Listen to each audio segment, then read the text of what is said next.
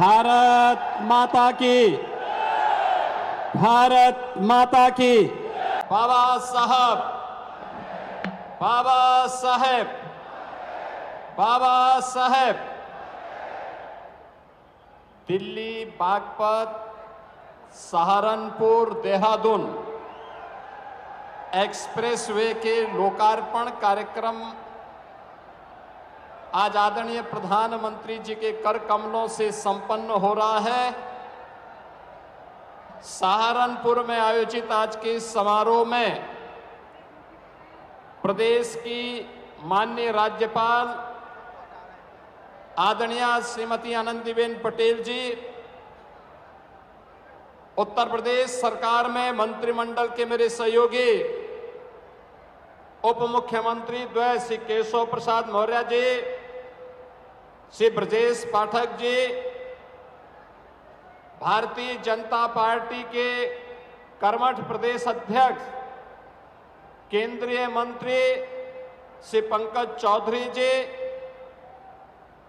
Bharatiya Janata party के संगठन महामंत्री श्री धर्मपाल जी, उत्तर प्रदेश सरकार में मंत्रिमंडल के मेरे सहयोगीगण प्रभारी मंत्री सुनील शर्मा जी, लोक निर्माण विभाग के राज्य मंत्री कुंवर ब्रजेश सिंह जी, औद्योगिक विकास के राज्य मंत्री श्री जसवंत सिंह सैनी जी, हमारे सभी माननीय जनप्रतिनिधिगण और उपस्थित उत्साह के साथ उपस्थित सहारनपुर के मेरे सभी उपस्थित बहन और भाइयों, मैं सबसे पहले उत्तर प्रदेश की 190 करोड़ की यात्रा करने वाले इस एक्सप्रेसवे में पड़ने वाले उन सभी जनपद वासियों को इस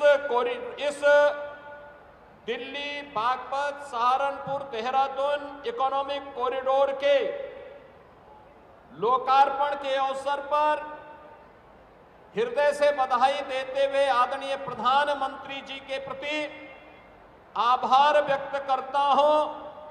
केंद्रीय सड़क परिवहन मंत्री माननीय नितिन गडकरी जी और NHAI के सभी अन्य वरिष्ठ अधिकारियों को भी हृदय से धन्यवाद देता हूं कि उन्होंने इस क्षेत्र के आर्थिक उन्नयन के लिए एक बड़े अभियान को आगे बढ़ा करके जो दूरी पहले सहारनपुर से दिल्ली की 5 से 6 घंटे में पूरी हो पाती थी, अब यह इकोनॉमिक कॉरिडोर सहारनपुर से दिल्ली की दूरी हो या सहारनपुर से देहरादून की दूरी, इस दूरी को मात्र 2.5 घंटे में पूरा करने में मदद मिलेगी। इसके माध्यम से सहारनपुर का वुड वर्क का जो कार्य है, काष्ठ कला का जो कार्य है, यहां के शामली, मुजफ्फरनगर, मेरठ, बागपत, यहां पर जो भी प्रोडक्ट बनता है, जैसे मेरठ के अंदर स्पोर्ट्स का हर आइटम बनता है, यहां का अन्नदाता किसान मेहनती है, गुड़ की मिठास, सब्जी उत्पादन के लिए, और यहां पर अन्य तमाम प्रकार के अन्नदाता किसानों के द्वारा अन्न उत्पादन और खाद्यान्न उत्पादन के साथ साथ फ्रूट्स और वेजिटेबल के उत्पादन के कार्य को भी आगे बढ़ाया जाता है।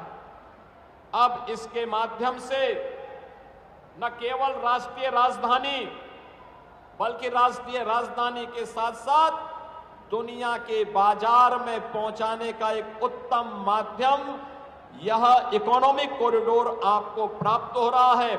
इस अवसर पर मैं आप सबको हृदय से बधाई देता हूं, अपनी शुभकामनाएं देता हूं।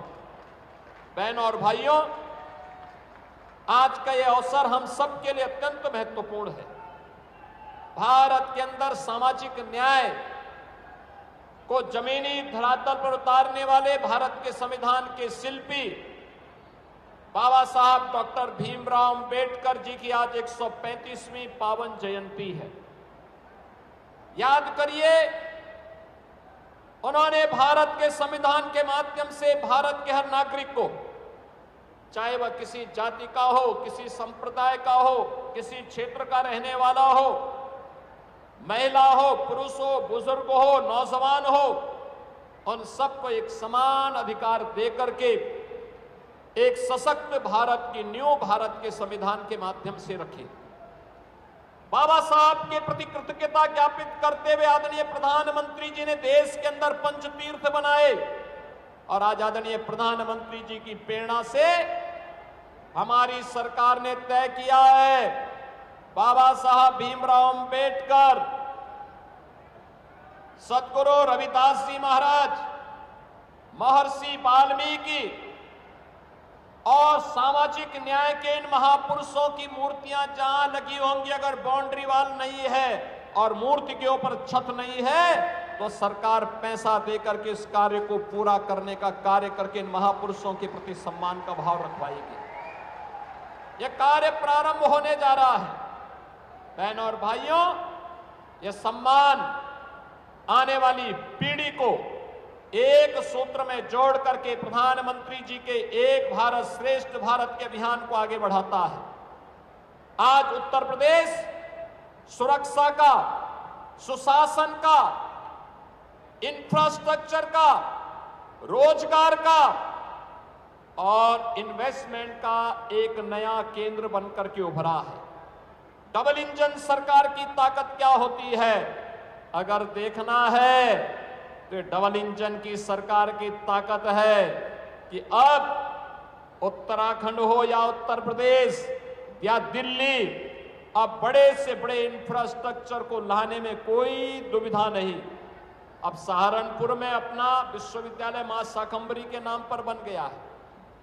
सरसावा में सिविल टर्मिनल बन रहा है, एयरपोर्ट बन रहा है। और याद करिए, अब तो सहारनपुर के किसी नौजवान की इच्छा हो कि वो फिल्मों में काम करे तो जेवर में एयरपोर्ट भी बन गया, एशिया का सबसे बड़ा एयरपोर्ट भी बन गया और फिल्म सिटी का निर्माण भी वहां हो रहा है।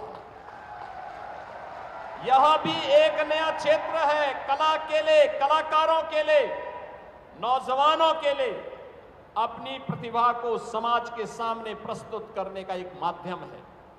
बहनों और भाइयों, जब विकास होता है, मैं देख रहा था मां शाकंभरी का कॉरिडोर कितना भव्य बन रहा है। नवरात्रि के ठीक पहले मैं निरीक्षण करने के लिए आया था।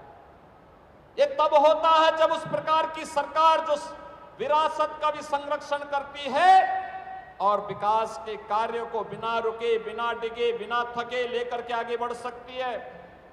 बांटने वाला व्यक्ति जाति के नाम पर, परिवारवाद के नाम पर समाज में वैमनस्यता पैदा करने वाला व्यक्ति कभी विकास के बारे में नहीं सोच सकता।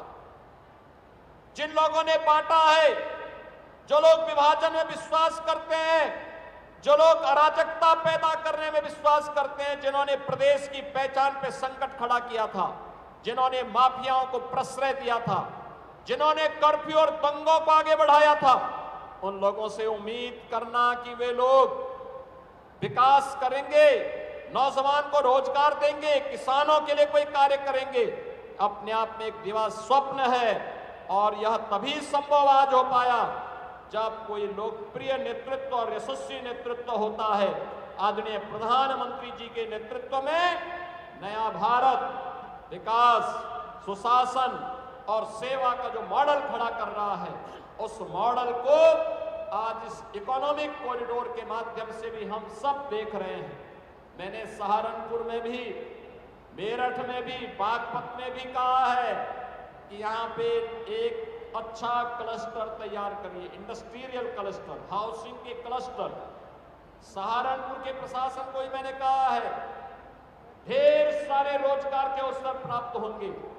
यहाँ के किसानों के उत्पाद को न केवल देश की राजधानी लखनऊ, देश की राजधानी दिल्ली में, बल्कि यहां से गंगा एक्सप्रेसवे को जोड़ने और गंगा एक्सप्रेसवे के माध्यम से उसे लखनऊ तक पहुंचाने में और वैश्विक बाजार तक पहुंचाने में मदद मिलेगी। हमारे अन्नदाता किसानों को ज्यादा दाम मिलेगा। आज बहनों और भाइयों, बाबा साहब भीमराव अंबेडकर जी की इस पावन जयंती कार्यक्रम के अवसर पर यह सहारनपुर वासियों को, पश्चिमी उत्तर प्रदेश के वासियों को आदरणीय प्रधानमंत्री जी के कर कमलों से प्राप्त हो रहा है। यह कॉरिडोर पहले कितना कठिन होता था, याद करिए। टाट काली मां के स्थान से जुड़ा हुआ जब उत्तराखंड में हम लोग घुसते थे, रोड ब्लॉक हो जाती थी, बरसात के दिनों में पूरा आवागमन बंद हो जाता था, देहरादून के लोग इधर नहीं आ पाते थे और सहारनपुर के लोग या फिर अन्य जनपदों के लोग इस मार्ग से देहरादून नहीं पहुंच पाते थे, उन्हें हरिद्वार वाले मार्ग का शरण लेना पड़ता था। और इसीलिए आज प्रधानमंत्री जी के प्रति आभार व्यक्त करने के लिए हम सब यहाँ पर एकत्र हुए हैं। मैं आप सबको इस बात के लिए धन्यवाद दूंगा कि सुबह से ही आप सभी में उत्साह है। आपने जोरदार तरीके से प्रधानमंत्री जी का स्वागत भी किया और प्रधानमंत्री जी का संबोधन सुनने के लिए आप सब यहाँ पर बैठे हुए हैं। मेरी आप सबसे अपील होगी, जब तक प्रधानमंत्री जी का भाषण पूरा नहीं होता तब तक आप लोग अपनी जगह में बैठ करके प्रधानमंत्री जी का भाषण सुनेंगे। इस विश्वास के साथ विकास की रफ्तार और विरासत का संरक्षण, ये डबल इंजन सरकार बिना रुके, बिना डगे, बिना थके निरंतर आगे बढ़ाती रहेगी। आप सबको मैं एक बार फिर से इस इकोनॉमिक कॉरिडोर के लिए हृदय से बधाई देता हूं। आदरणीय प्रधानमंत्री जी और राष्ट्रीय राजमार्ग मंत्रालय को हृदय से धन्यवाद देते हुए, अपनी वाणी को विराम देते हुए आप सबसे कहूंगा, मेरे साथ बोलेंगे जय श्री राम।